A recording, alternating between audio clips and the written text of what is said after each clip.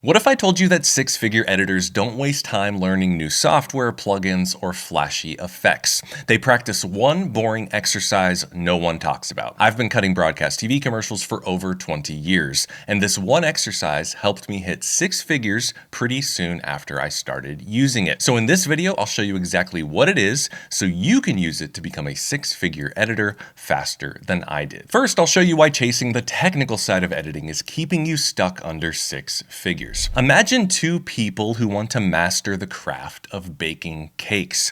The first baker skips the recipe, throws in whatever's on hand, and pours all their energy into the decoration, the frosting, the sprinkles, and the piping. The second baker decides to follow a recipe from a master baker, someone who already knows how the cake should turn out. And the second baker ends up making a simple cake that tastes great.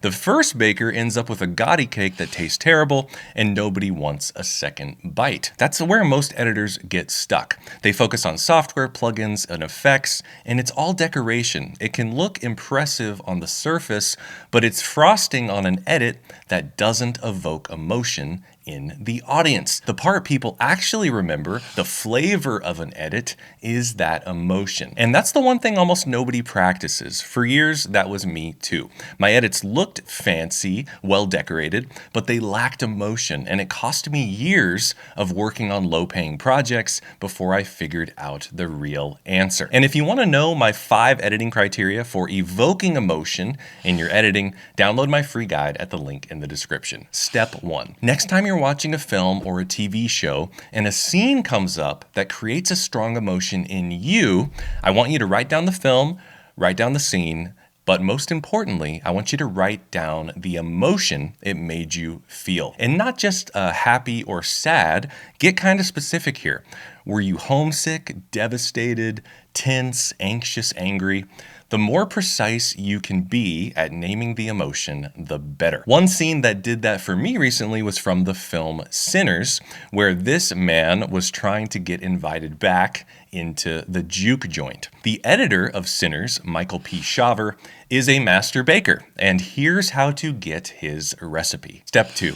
A lot of editors make the mistake of thinking that watching great films or TV shows is enough to make them better editors. It's not. Just like listening to great music is not enough to make you a great musician. Here's what really works. Bring the scene into your timeline. You can see here that I have Sinners with all the cut points in place. For me, the emotion I felt in this scene was tension. So instead of just watching the scene, I'm going to actively look for the editing techniques Shaver used to make me feel that tension. And to make it simple, I'm going to break it into 4 categories and find a technique for each. First, story, what shots he used and when. 2, rhythm, the patterns of shot duration. 3, sound, that's just the sound design and music. And 4, action, where he cuts in and out of shots. First, story. Let's watch the first few seconds of the scene and notice anything with the shot selection and order of the shots that adds to the tension. I don't know why I'm talking to you anyway. Probably your fish sandwich messed up my guts in the first place. Using old stale grease. I ain't never used stale grease, and you know it. Shut up, Annie. Smoke. Don't talk to him. You talking to me right now. Why you can't just walk your big ass up in here without an invite, huh? Go ahead. Admit to it. Admit to what? That you dead.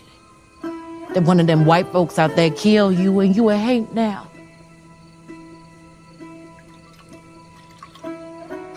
One technique that stands out to me are the use of reaction shots. Shaver is putting us in the place of the characters who are witnessing the exchange. In this section of the scene, we have a few reaction shots right in a row. That one of them white folks out there killed you and you a hate now. Now rhythm. What I noticed is the contrast in the rhythm or pattern of shot durations at the beginning of the scene compared to a little later in the scene where the tension really ramped up for me. Let's take a look. Look at these clips at the beginning. You can see about how long each clip is. Compare that to when we get to this point right here. Look at how many cuts are in this section compared to the first section. That's a real contrast in rhythm. Let's watch a few cuts before that shift and see how it feels. Probably your fish sandwich messed up my guts in the first place. Using old stale grease. I ain't never used stale grease, and you know Shut it. up, Annie. Smoke. Don't talk to him. You talking to me right now. Why you can't just walk your big ass up in here without an invite, huh? Now sound. For me, the technique to look at here is the music. So the music comes in over this brilliant performance by Wunmi Mosaku. It's a very eerie sounding piece, and I think it really adds to the underlying tension. Well, that wouldn't be too polite now, would it, Miss Annie? I don't know why I'm talking to you anyway. Probably your fish sandwich messed up my guts in the first place. And later, the music changes, and it's right after this line, That you dead. That one of them white folks out there kill you and you a hate now. and it kind of accentuates the emotion of that line and raises the stakes and the tension even further. Now action. Where is Shaver cutting in and out of shots? Well, we're going to take a look at a couple of those reaction shots that I pointed out earlier, and you'll see that he's cutting into a shot when an action starts and then cutting out at a point where an action finishes. This shot here of Michael B. Jordan's character looking over is often referred to as a glance object cut, since it cuts to where he's looking at. Now this shot where the character takes a drink is very interesting to me because the action of the shot is lifting the flask to his lips and then he cuts away. Why not let him lower the flask back down, which is probably what happened in the raw footage? Well, I think cutting out early, right after the drink, kind of adds some tension because one, it keeps the energy up, and also not finishing the action of him lowering back down is a little unsettling and I think adds to the tension. Step 3. How much would the baker from the beginning of this video improve if he just sat and read recipes all day? Probably wouldn't improve very much at all. So the last step is using these little recipes or techniques that you discover on your next editing project. So do you have a project you're working on where you want the audience to feel tense? Well, try using short cutaways to character reactions.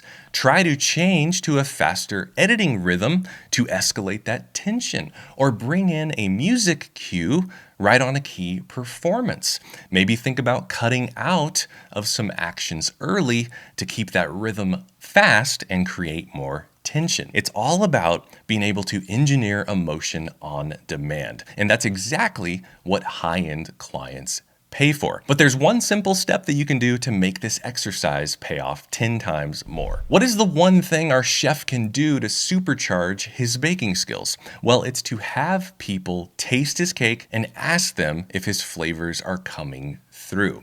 You should do the same. So you take the editing recipes you learn from the greats, then you do the one thing that most editors skip.